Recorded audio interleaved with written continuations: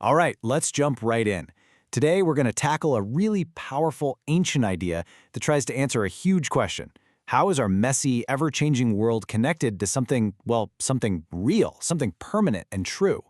The concept's called participation, or methixis if you want to get technical, and it's basically a journey into the very architecture of reality itself. So let's start with a really simple question. Think about a stunning sunset. All those colors just washing over the sky. Now picture a beautiful, masterfully carved sculpture. We use the same word for both, beautiful.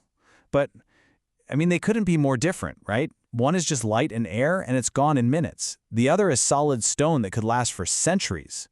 So what is this beauty that they both seem to have a piece of? Where does that even come from? Well, the ancient Greek philosophers, they had a pretty mind-blowing answer for this. They called it participation. Their idea was that the sculpture and the sunset aren't beautiful all by themselves. No. Instead, they both participate in, kind of like they're sharing or borrowing a piece of, a single, perfect, eternal form of beauty. That's the core idea right there. Our world gets its qualities, its very meaning, by being connected to some higher, perfect reality. Okay, to really wrap our heads around this, we need to move past just abstract words. We need a metaphor, something we can really picture. So let's imagine participation not as some vague idea, but as a real structure. Let's call it a cosmic bridge. So just imagine this cosmic bridge. On one side, that's us, our world. It's full of sunsets, sculptures, good deeds, but it's all temporary, it's imperfect. And on the other side of the bridge, you've got this realm of the forms, the perfect, unchanging ideas of beauty itself or justice itself. Participation, that is the bridge that lets the qualities from that perfect realm flow into ours. It's the thing that literally holds our reality together. But, and there's always a but with these brilliant ideas, this one had a deep, hidden flaw, a logical paradox so powerful it literally threatened to send the whole bridge crashing down into the abyss. And what's wild is that Plato himself was the one who found this crack. He loved his theory. This idea of a cosmic bridge was beautiful, but when he started poking at its logical foundations, he found a crisis, a problem so profound that if he couldn't solve it, his entire theory of forms would be, well, pretty much useless. And this gets us right to the heart of the problem. Here's the question. If the form of beauty is this one perfect whole thing, how can it be in the sunset over here and in the sculpture way over there at the exact same time without being divided up? If you split it into pieces, it's not one perfect form anymore. But if you don't split it, how could it be in a million places at once? It's a real head-scratcher. This puzzle actually has a name, and it's one that has kept philosophers up at night for centuries. It's called the third man argument. You can think of it as the intellectual villain of our story, and honestly, it's devastatingly clever. So, the argument is basically a logic trap, and it's built on three assumptions that, on the surface, sound totally reasonable. First, if you have a bunch of things that share a quality, like being large, there has to be a form of largeness. Makes sense. Second, the form of largeness has to itself be large. Okay, seems logical. And third, a regular large thing isn't the same as the form of largeness itself. Once you agree to these three things, snap, the trap is set. So here's how the whole thing just collapses. You've got a large man, he participates in the form of largeness. But wait, since the form itself is also large, you now have a new group, the man and the form. Well, according to the rules, this new group needs another third form of largeness to explain why they're both large, and on and on and on forever. You end up with this impossible, infinite ladder of forms, which completely destroys the whole point of having one single source in the first place. For centuries, it really seemed like this paradox was a knockout punch for Plato's whole theory.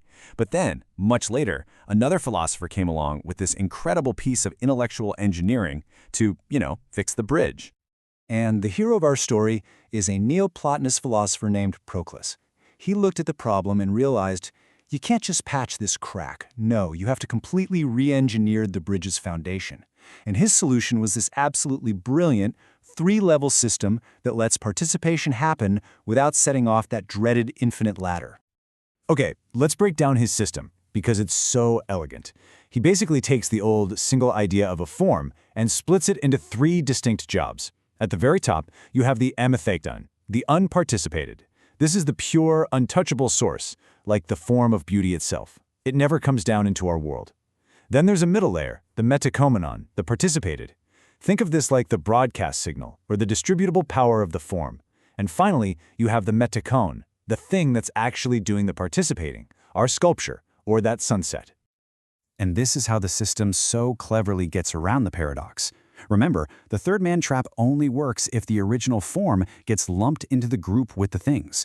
But in Proclus's model, the pure, unparticipated form of beauty is never in the group. It stays separate, transcendent, totally safe. What the sculpture actually participates in is that intermediary, that distributable quality of beauty. The source is kept separate from its expression. The paradox just dissolves. So what Proclus really created was this dynamic flow. You have the pure, unified form at the top, sending out its power through an intermediary, which is then picked up by all the different things in our world. Unity can flow down into multiplicity without ever getting contaminated or creating a contradiction. The crack is fixed. The cosmic bridge is stable. Now, I know what you might be thinking. This all sounds like a super abstract philosophical debate, right? A rescue mission for a 2,000-year-old theory. But the real power here, the real payoff, is how we can take this idea and apply it to our own lives. So let's just ask the big question head on. Why does any of this matter? What does a stable cosmic bridge have to do with your life tomorrow morning? The answer, actually, is what shifts this whole thing from just a cool philosophical puzzle to a practical guide for personal transformation. And this quote right here just captures that shift perfectly. The real juice of participation isn't just an intellectual idea. It's about seeing your own life in a totally new way. It's about this shift from living for yourself to living as an expression of something higher, something timeless, like truth or goodness or beauty. So in this view, you become the Mitichan. You're the participating thing. And your actions, that small act of kindness, that moment of brutal honesty, that thing you create just because it's beautiful, they aren't just random, isolated events anymore. They are moments where you are actively plugging in, participating in, and making real the perfect forms of goodness, truth, and beauty. You become a conduit, a channel for these higher realities to actually enter the world through you. So that brings us to a question for you to just sort of mull over. Think about your day or your week. When do you feel like you're doing more than just going through the motions? When do you feel connected to something bigger than yourself? In what moments are you consciously trying to channel truth, or create a bit of beauty, or just embody goodness?